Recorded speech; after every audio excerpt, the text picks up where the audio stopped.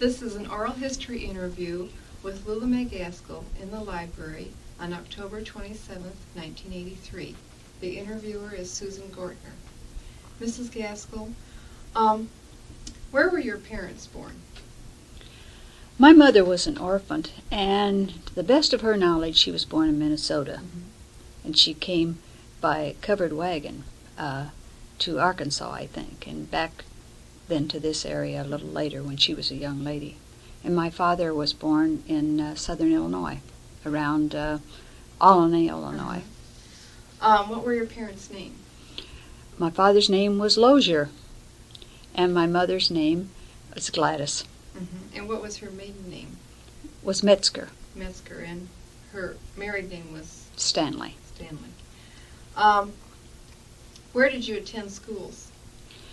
I attended many schools when I was very young because my father was a heavy equipment operator and traveled around a good deal of the time. Of course, in the early times, I guess during the Depression, that my parents lived on a farm. But shortly after the Depression, my father traveled, so we lived many places until I was in high school. And my mother said, "This is enough. I'm not going to move any longer." So when I started high school, we moved to Monticello, and that's been my home ever since. Where were you born? In Ingraham, Illinois. In southern Illinois, it's such a small town, probably it's hardly on the map. How many brothers and sisters did you have? I have 2 brothers, and I had 2 brothers that died in infancy. Which was quite common in those days. When you attended school, were most of the schools country schools? Yes, they were. Can you tell us a little bit about attending a country school? I really can't, because I have very little memory about my early days. And there's a real good reason for that. Will you share it with us? When I was 12 or nearly 13 years old, we were living in DeLand, Illinois. And at that time, I became very, very ill. And no one could discover what was wrong with me. And other people every day were becoming ill in DeLand. So finally, my parents had a doctor from Monticello come out. And together with the doctor in DeLand, they started discussing possibilities as what was probably wrong with me and must be wrong with everybody else. So they sent away some specimens to the state, and when the results came back, I had typhoid fever. So they started doing this for everyone else in this small town of DeLand. By this time, there were 80 people ill in this very, very small town, and they all had typhoid fever. I had a very high temperature. I had a temperature of around 106 for nearly a month, and I was in bed 3 months, and this blocked out. It really blocked out my memory before that time. As a matter of fact, needless to say, my parents were very, very worried. Would I ever know anything? I can understand that. Was your home quarantined? Yes, it was. Did they put the sign on the door? I've been told that they did. As I say, I just didn't know anything about what happened. What year was this? Around what year? Dear. I would have to have a pencil and paper to figure that out. Let's see. That must have been around 1935, probably. So you were sick for 3 months, and then you went back to school. Did you have trouble catching up? I don't recall having any problems with that. I had problems. I might say that both of my brothers also had typhoid fever. All 3 of us nearly died with it. And those were days before penicillin. There was very, very little treatment other than just let the disease run its course. And with very high fever, you lose all of your hair, which is exactly what happened to me. And we moved again, just as I recovered from this disease, and we moved to Leroy. And you could imagine a young child of 12 or 13 starting into a strange school without any hair. Well, my mother made me some attractive little tams, and she said many times, she said, you cried when you went to school, and I cried after you went. Sure. So that's the only adjustment that I remember. But I might say we only stayed there about a year.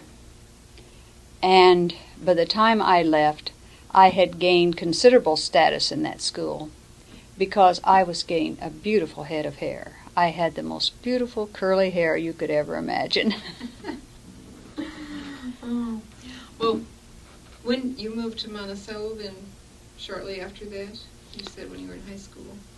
I didn't move to Monticello yet I made another move up to the little town of Kappa, up near El Paso and north of Bloomington. And from there we moved to Monticello, and I entered high school as a freshman. How big was the high school when you were a freshman? How many people, I guess, that were in your class? There must have been around 60 or 65. I can't really remember. Mm-hmm. Where did your family move to in Monticello? We lived on Market Street, where about where the Ford garage is right now. A lot of your moving around was during the Depression. What kind of memories do you have of the Depression? Really, I don't remember suffering at all. My mother was a very innovative person, and I was never hungry. I never really remember wanting for anything. Mm-hmm. I really owe it to my mother's great philosophy that she had the ability to make us feel loved and not feel neglected. And I never thought about needing a bike or skates or anything of this sort. And I never minded because she made all of our clothes and our coats. And I remember it being a special treat to buy cereal. We had cereal once a month. I mean, like cornflakes, that sort of thing. And I can remember shopping for that sort of thing and having that as a treat.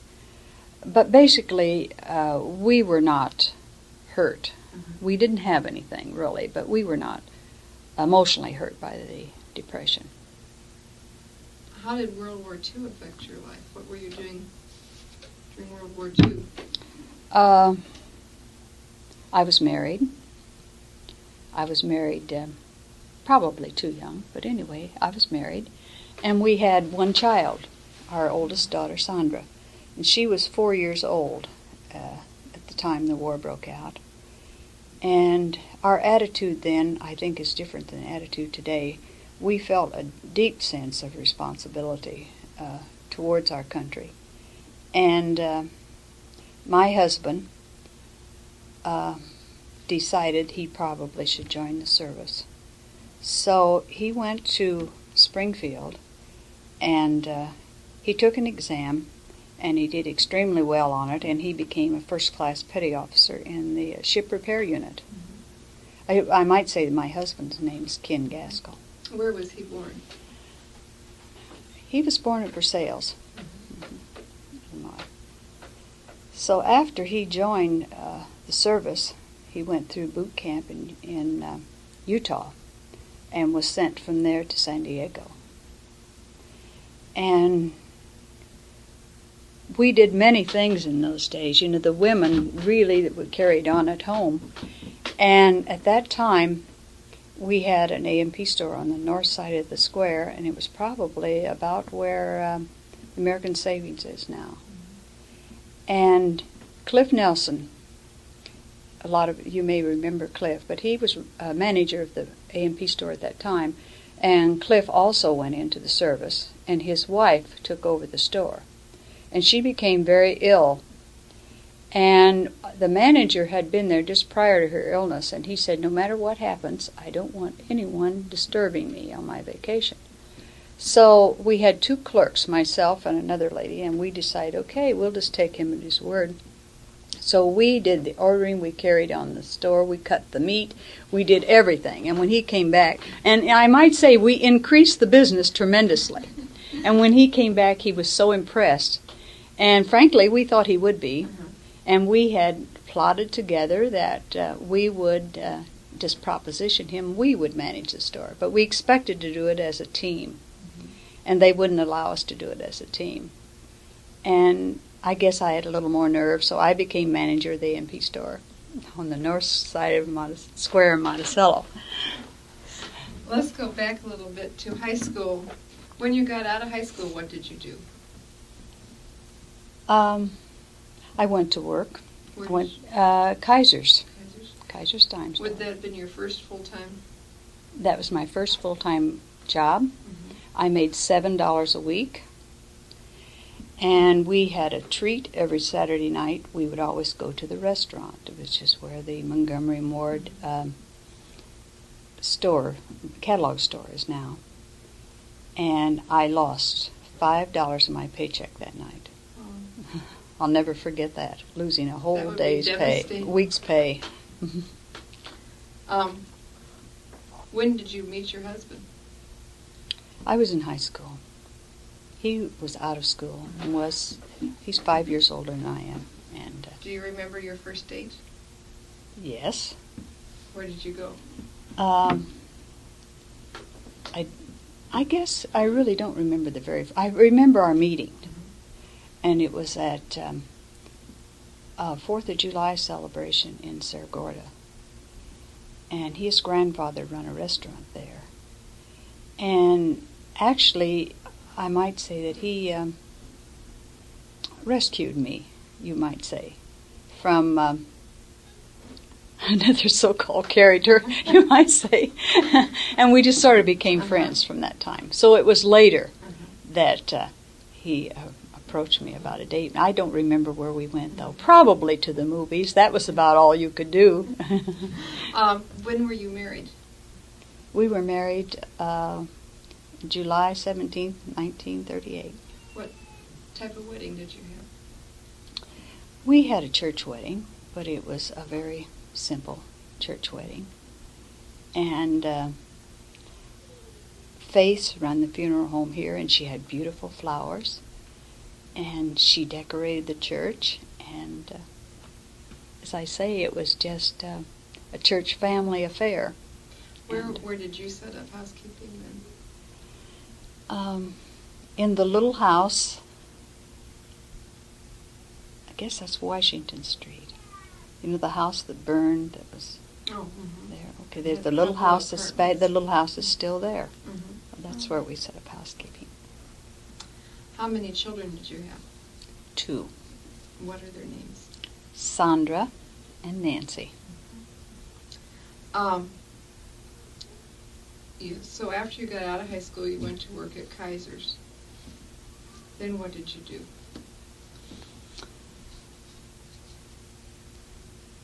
I guess that I worked in probably the A&P store might have been my next job. It seems to me that it was. And that's when your husband was in the service. Yes, he went into the service shortly after that. How long was he in the service? 2.5 years, I think, something like that. Did you continue at the MP when he came back? No, and I didn't continue there very long. As a matter of fact, I was a short-term manager, because when Ken went to, after he finished boot camp and went to San Diego to stay, he was assigned to a base in California, and he wanted me to come out. As a matter of fact, he was just desperately lonely, and he said if I didn't come out, he thought he would just sign up to go out to sea. And of course, I didn't want him to do that, and I don't think he would have anyway, but then I'm not sure. But nevertheless, I thought, well, I'm going to have to go. And we had the agreement, though, when I took the manager of the store, that I would stay here, and he wouldn't do that. But when he got out there and was alone, he changed his mind. And I guess I changed mine, too. So I did join him in San Diego. And I had a very different job there. What did you do? I worked for the ship repair unit there. And what we did We handled carload. I don't mean ship repair. I don't mean that at all. I can't even think of what it was. It was I worked on Navy Pier anyway, and we handled carload lots, and that's what I did. We called it spotting cars, and I was in charge of telling the cars what track to go on and assigning checkers to check in the supplies as they come and tell them where they should go. And it was sort of interesting. Ken said he had a place for me. So I traveled out there, and I didn't take Sandra with me. I left Sandra with Mother. She was about 4 years old. Till we could get settled. And when I went out there, all Ken really had was a hotel room. And in those days, it was so crowded that you had to move every 3 days. And after the 3 days, I was so desperate. Ken went down and talked them into letting us stay a few more days if we could. So we had that settled, but someone broke in our room the night before Ken would have had duty on the base, and I would have been alone. So the morning he left for duty, I thought, if there's one house or one apartment in all of San Diego, I'm going to have it. So I got up so early that I got down to the USO office where they had housing available. And I was there about an hour and a half before the office opened. So I was first in line. And I got an apartment. And Ken had a little trouble finding me. I had to send word to the base where he'd find me. And I also got a job. So I got this job. And which also furnished us housing later. We had a nice apartment later then. And my mother brought Sandra out, and she kept her. And we also took in several other servicemen to live, and their wives to live with us when we were out there, because of my job, I was fortunate enough to get good housing. And so that was an interesting experience. it was an interesting experience. So then after that, you came back to Monticello. Yes. What did you do then? Let's see. I went back to a grocery store, I guess. I did. I went back. Omke's. I worked at Omke's. Where was that located? Where Phelps's have their insurance. Right there on the corner. How long did you stay there? I can't really remember. Not a very long time. I also then worked at Eisner's. I've worked quite a long while in grocery stores. How did you come to be associated with Allerton Public Library? From the grocery store, I went to the school to work. And Jim Leeper approached me once, and he said, "Would you like to go to work at the library?" And I said, "Jim, I've had no experience in libraries." But at this time, I had been searching and doing some educating of myself along the line. And I thought, well, I've really never taken a job I was qualified for yet, and it's worked out all right. And why not give it a try? So I did. I came here to work.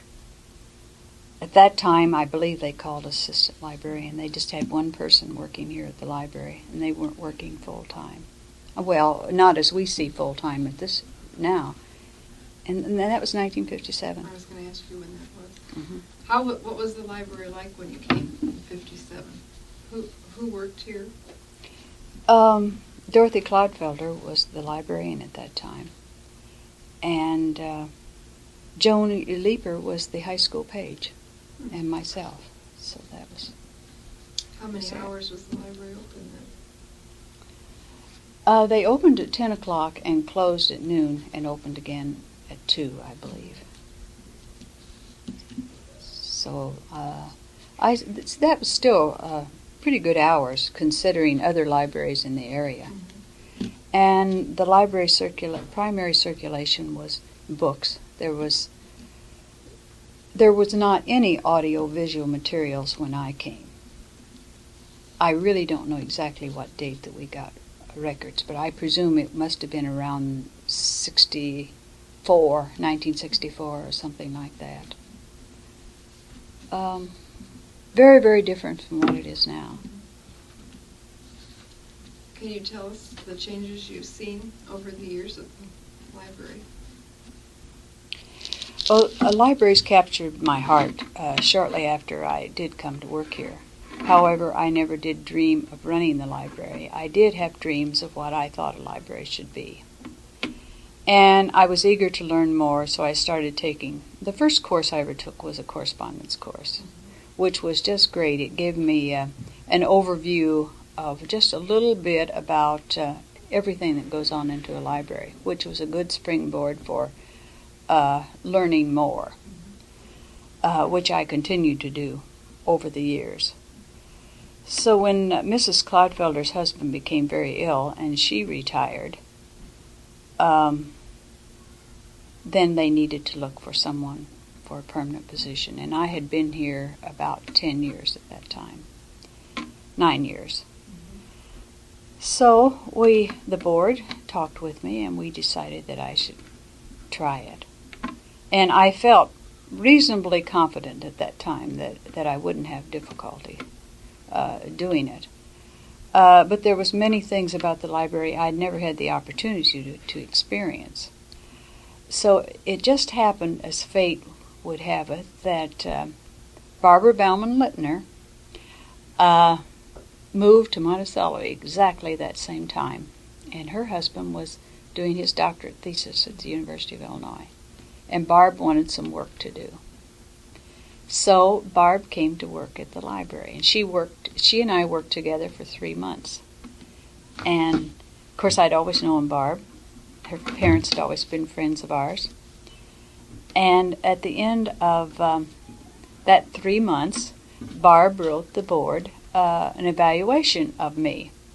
I still have the letter around here someplace. It was a beautiful letter that she did write. And in 1966, I became head librarian at the library. What changes stand out the most in your mind? How the library has grown? Well, if I may sort of tell you how my thinking progressed and how I started. Immediately, there were so many things that I realized I did not know about this community. So in trying to organize my own thoughts, I thought to myself, how do I think? How do I perceive a library, what a library should be? So I thought about it, and I thought the best way I could describe a library is I think it should be a community center. And I think it should be a very positive force in the community. And I had been reading journals and things for a good many years, and I had read where, I can't remember, I believe he was president of the American Library Association, said that if libraries did not change, that they would be obsolete at the turn of the century. And I thought, what a tragedy. But I thought, I think he might be right if we don't change.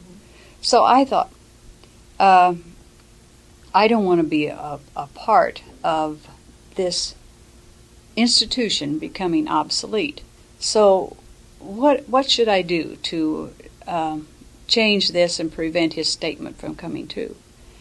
So I settled on 4 basics that I thought were important to make a library successful. So I thought, first, you have to have a competent staff, and they must be a team. And I thought that I cannot be afraid to fail. I should say we should not be afraid to fail. The board should not be afraid, the staff or myself. And we must think of our patrons as very special people, not just as card holders.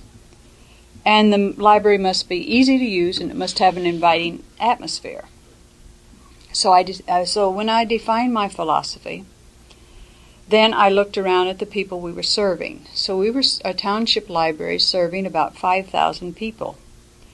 And our library has always been considered a good one. But I knew, even though the community took pride in this institution, and it was a good one, I thought, are we reaching our potential? And I did not think that we were. Mm-hmm. So I thought, how are we going to find out? And where do we go from here? And I thought the only way to do this was to decide the questions you want to know from your community and go out and take a survey. So I did make a list of questions that I wanted to know about this community. And the staff and I talked about it, and we discussed it in board, and they thought this was a good idea. So then it was really neat the way we got the survey done. It just so happened that the Girl Scouts were looking for a project. So I approached the leaders, would you like to divide up the town, very much like you do for cancer drives and other drives, and do a community survey for us? And they were delighted to do this. So we had the survey questions printed, and the little scouts all went out with their little packets of surveys, and they went house to house. Now, I'll grant you this wouldn't be the best way, because it wouldn't be like an adult being able to ask the questions, but nevertheless, it was pretty effective. And if they found the people at home, they were to tell them what they were doing and leave the survey with them, and they were to turn it into the library. And if the people were not home, they were to just leave the survey in the door. Well, we got back a substantial number of those surveys. I'm not sure what percent. I don't believe we got back half of them, but we got back a substantial number. And when we tabulated them, we tried to take what they had told us and be responsible to our patrons. Because I thought this would give us credibility. Because if people tell you, I want this, and then you do not follow up on it, then I think they think that your credibility is damaged. So that first year following our survey, we had outdoor movies, and we started story hours. And where did you have your outdoor movies? We had them in City Park. And we started considering some programs for the senior citizens, and we started some outreach programs too. Some of them were successful, and some of them were not. I guess the only one that I felt was a real failure was the movies in the park, and I thought it would really be successful. We had just fair attendance, and it was really a pain to get all that equipment out there. And you almost needed to have a little more professional equipment to do that adequately. And I believe probably at that point in time, movies were too accessible for people for that to be successful. But nevertheless, we gained enough from that questionnaire the first year that our image began to change in the community. And that was sort of the springboard to exploring other avenues too. I know Story Hour has been a very successful project. Who ran the Story Hour program originally? Myself, Opal Wheeler, and I guess we were the beginning, really. The first programs that we started, you have to understand that we were working with a fixed budget, and it wasn't a huge budget. And before you can ask for any more money, you got to prove your credibility. So everything we did was pretty much free. And it's surprising how many creative things that you can do that's free. Another thing we did that I just happened to think of, we had Saturday afternoon movies, which were successful, and we did that for a good many years. And we had access to the movies through our library system, which we joined the library system right after I became librarian. We were not a member when Lincoln Trails first came in existence in about 1965. But we joined early in 1966, which opened up a whole new avenue of access for us. And we changed our whole theory about summer programs for children. We had done the same program. I had been involved in the same program the first 10 years I was here. We built an American flag, a reading program, and the children built the American flag by putting stars on for books that they read. So we changed to doing crafts, storytelling, and eventually we went to a very exciting program doing drama with the children. And we got involved with the schools, and we used some very talented high school seniors, plus one boy that was in college. And we did children's drama for 4 years, and we became known throughout the area for our children's drama, because we had one young man that had the ability to take 40 or 50 children and just write them into a script and use them. So we had huge numbers of children. I think one year we had as many as 100 children involved in drama. And we had, then we gave one big production, and all the parents came, and we rented the ballroom upstairs, and we very nearly filled the ballroom. And what was interesting, this young man started helping us when he was about a junior in high school, and he continued to help us for the 4 years. And I always knew he'd be a success, and he went on to Normal and is still doing the very same thing, and we like to feel we played a little part in that, in helping him.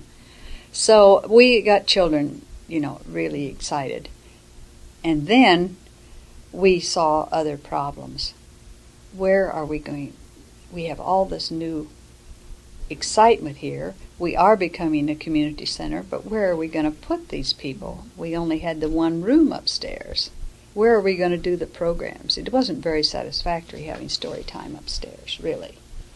So then we started thinking of expansion. And the basement room downstairs was filled with old shelving, old magazines, and bare rafters, but it was a room. And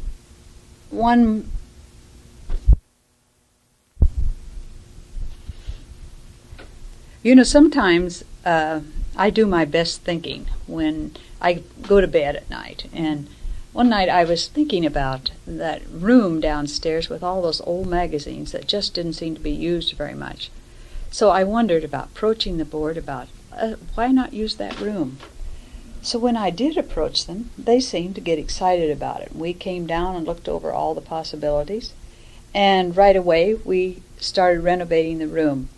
So that was our first expansion. People would see this room today, they would never realize that it looked worse than most people's garages.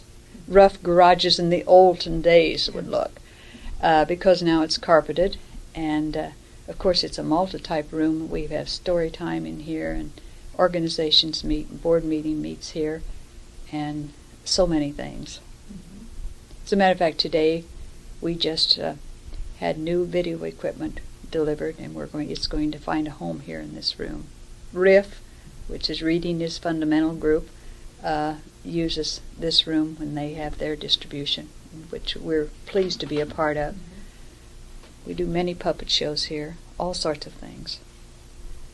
So the room was a great bonus to the library. It was a great bonus, but it still wasn't enough, because all of us were feeling excitement about possibilities at the library. And we would have staff meetings where we would brainstorm and talk together, because, as I told you earlier, that I felt the only way to success is to be a team, and for each person to have their responsibility and to work with a common goal. And I felt that I've always been able to have that. Mm-hmm. So the next thing we thought, we have to do something with upstairs. I didn't have an office. I worked off of a card table. And you put the card table up in almost any corner you could almost find. We had odds and end bookshelves.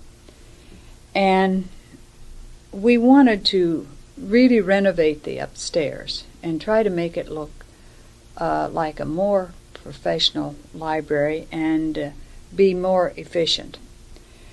So we did an awful lot of hard work, but really, in a way, when I look back on it, we had a lot of fun. The only thing I regret is that we did not take any pictures. I think we were so busy moving we didn't take pictures.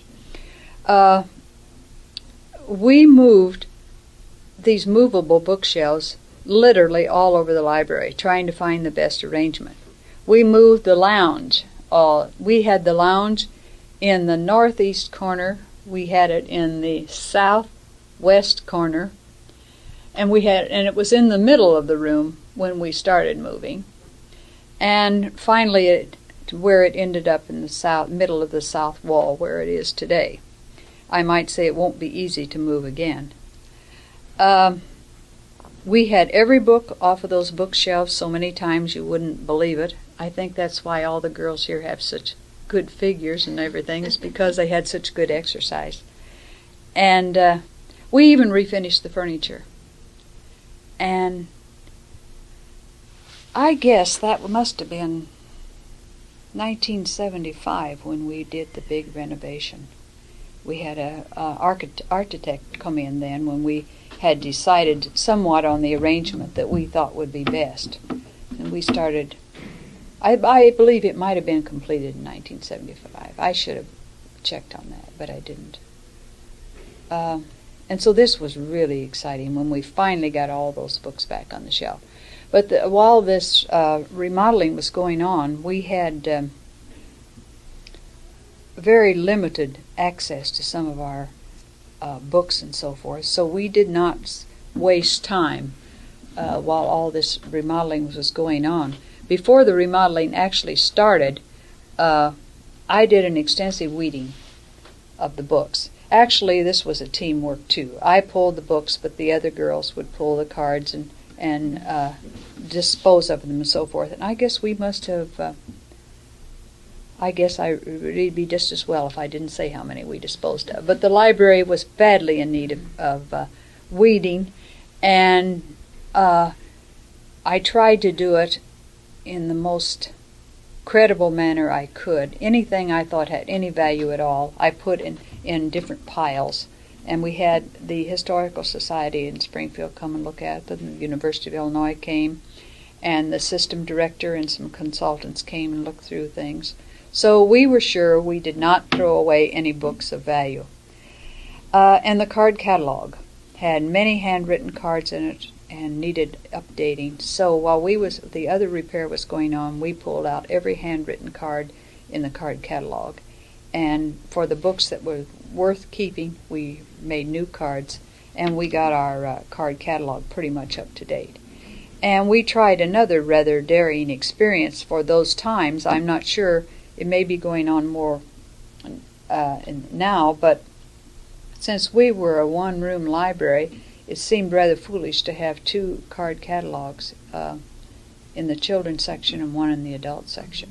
And it also seemed foolish to have the books separated as they were, since we give total access to everybody, to all of our patrons. And in Wilson Library Journal, I had read some time ago about some library that had integrated their juvenile and adult file. So we decided to take the plunge and to do that. So that's what we did. And we used a color code for the very, very young children's books. And that included children from, preschool through about 4th grade. But everything else in our collection is integrated. And I'd say that's one of the best moves we ever made, because so many times adults find just what they need in the children's books, as well as children need access to the adult books.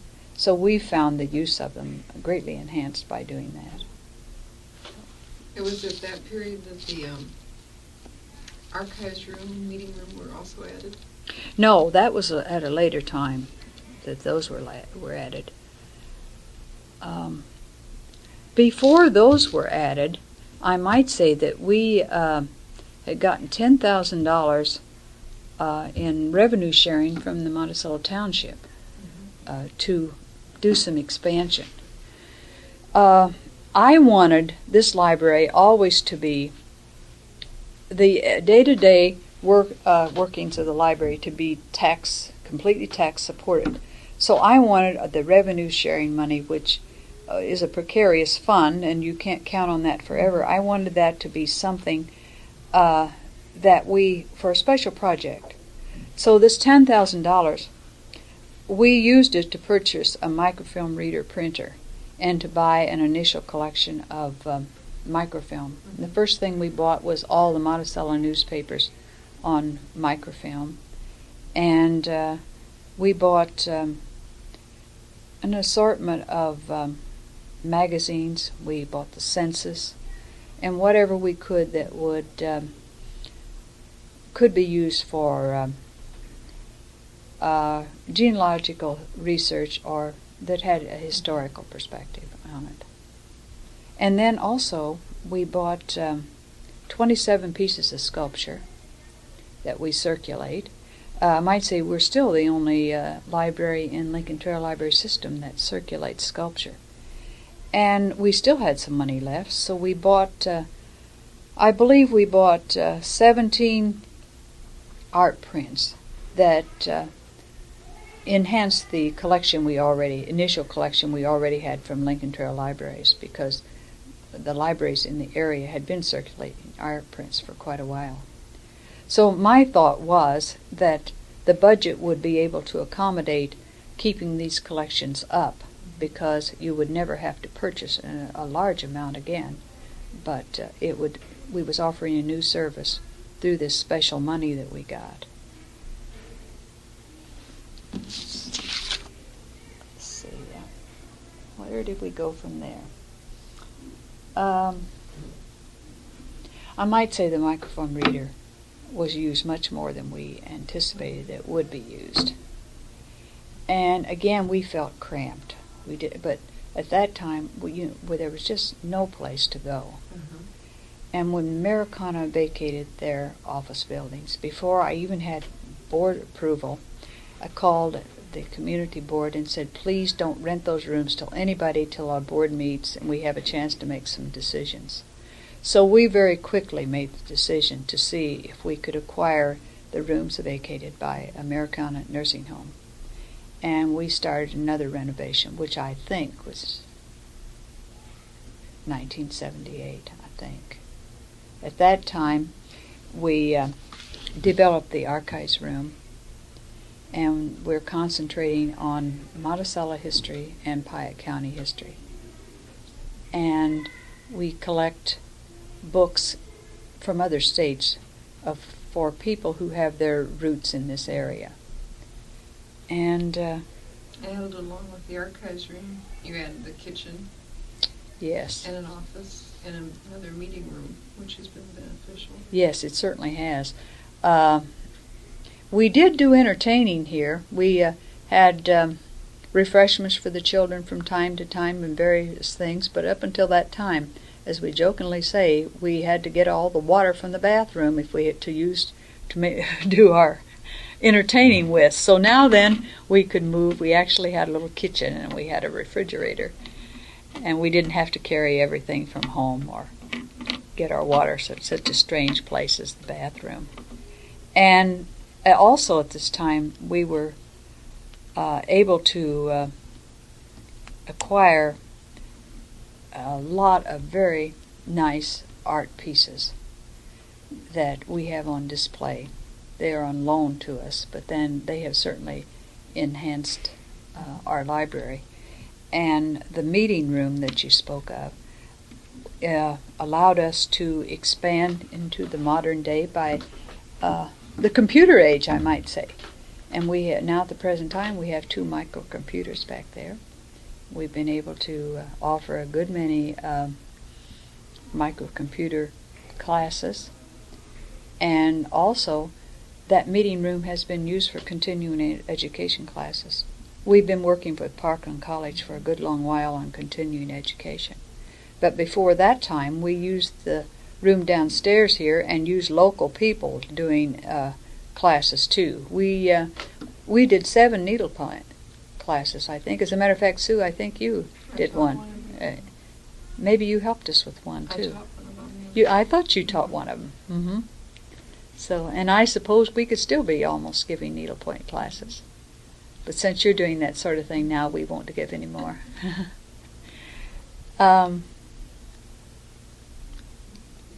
Let's see. Well, a year ago, last June, we went online for computer circulation. Can you explain what going online means? It means that we circulate all of our books through a computer, and every book that we have in our collection is put into a database. The main computer component is housed at the Lincoln Trail Library System, and it will accommodate, this system at Lincoln Trails will accommodate quite a large number of libraries, and we were one of the 7 libraries in the first group that began the computerization program. I might say we were the very first ones to put anything into the computer. And we laughingly talk about how little all of us knew about it. I said about all we knew about computers was how to spell it. But the girls learned quickly, and Sue, you helped with that input also. And we did all of our own inputting. And I might say that I think from what I'm hearing from the other areas that we have as an accurate input as has been done. And in many ways we were the guinea pigs because we were the first. And I guess no one could be prouder than I was of our staff for the way they worked together and did this project. So we put about 30,000 items in a little bit more than a year. And I think that's pretty good. You mentioned the staff. What changes have you seen in the staff since you became head librarian?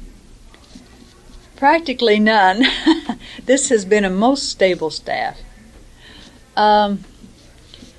See, when I came to work here, well, of course, as you know, when I was telling you, we had a very small staff when I started working here. But shortly after I started, Chris Poling came to work here full-time. Very shortly, Aline Vesna worked here, and both of them are still here. Chris handles interlibrary loan, and she is in charge of all incoming books, and she does the ordering and basically handles things dealing with the computer. And Aline, she's in charge of circulation, and she keeps track of all those overdues and all the other things that goes along with circulation, reserves, and so forth.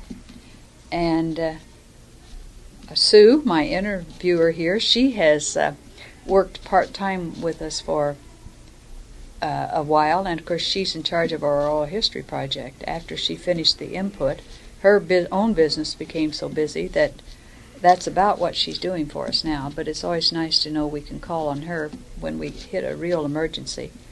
And then Barbara Lintner, who I talked about earlier, she moved back to this area. I guess Barb moved back probably about 9 or 10 years ago. I think she's been here. 11 now. Yeah. 11? Well, I think she's been here about 9 now. Barb started working part-time here doing children's programs. And there's just been some exciting things going on with our children's programs. And Aline Vesna helps her a lot. They have done a tremendous job with puppets, their puppet theater. But then I hope you make a tape of them sometime and they can tell their own story. I think it's kind of exciting that Barb did win the Children's Librarian Award for the best children's librarian in the state in about 1980 or 81, I think. And then we have just a super student helper now that began working for us when she was in high school, and she went on to college, and she's been working for us on a part-time basis ever since then. We have a few other people we can call in. And our students have been a very important part of our library service. And the whole staff has helped in developing these young people. And we know we have been successful in some of these young people's success. Because we've had, most of them have come to us very shy and very reserved people. And they have not left the library as reserved, quiet people, and we feel real good about that. I guess the reason that you get so many people as pages that are rather shy people is because you have to have someone that isn't in every activity there is in school, and those people tend to be a little bit shyer, reserved people. Can you tell us a little bit about the history of the library before you started working here? It was established in 1897, and there is very, very little history of the library. Mrs. Allerton gave the initial number of books. I think it was 500 or 600 books. And that was the starting of the library. And about all that I find in any minutes is who was on the library board and how much the budget was and paying the bills. There are no human interest stories to speak of. But somewhere along the line, the library's name was changed. And you really get very little input to exactly why this was, but I think that the people at the time had thought the library would probably be enhanced through Robert Allerton, and it was not. So the name was changed to Monticello Community Library. So I guess we're probably the only library in the state that on their legal reports writes Monticello Township Library, commonly known as Allerton Public, because we're still known as Allerton Public. One of the early people on the board that I knew and was on the board when I started working at the library was Bill Lodge. And I suppose 100 years from now, I hope people will still come and see the excellent collection of arrowheads that he donated to us, and he did quite a lot for this library. As I remember Jim Leeper and of course Miss Bragg. Well, there's just many, many in our own board now. A lot of them has been on there a very good long time and have been a very, I'd like to name who our board is because I think it's just such an exciting board to work with. But Ed Williams, who runs Leeper's Furniture Store, is our present president. And Dorothy Larson, who's a secretary of the Methodist Church and has been on our city council. She's our vice president. And Helen Mosser is a very able treasurer and very active in the community in many, many areas, and is always a willing ear to talk about new library programs. And Roby Barnes, who says the library is the most exciting place in town, and she's always been a strong, strong supporter of the library and has been on the board for a good long while. And Ron Nolte, who teaches school and gives the school perspective. And one of our new members, Max Heacock, he's one of the newest member on our board, that he has been a faithful library patron ever since I can remember. So his interest is really deeply rooted in the library. And he together with Ron Nolte at the present time, are on our properties committee. And Lou Burgess has been on the board for a while, and he is president of American Savings. And he has a lot of good input from time to time on anything financial. And at the present time, he is on the Lincoln Trail Board, and he also works with our treasurer, Helen Mosser, as we prepare the budget each year. As you look to the future of the library, what do you envision the future holds for libraries? I'm seeing it becoming more and more a community center. I think libraries are moving in that area all over, and I see libraries more of multi-type. There'll be more sharing because of the expense of books and tighter budgets and so forth. I think it's going to be more important for us to share, and I also think that systems has helped to foster a vision of cooperation. So as libraries get used to cooperating with each other, I think they're going to be more inclined to share. And our own system now is a multi-type, so we have all kinds of libraries. We have schools, hospitals, engineering libraries, colleges, and I think these will function more and more as one unit. And as I mentioned earlier today, we had our video equipment delivered. It's hard to look down the road to see what may happen in that area. But I think people will be borrowing this equipment from the library and going out and filming council meetings, school board meetings, election things, children's parties. And we will be preserving history through video probably. So those are some of the things that I think is going to be coming.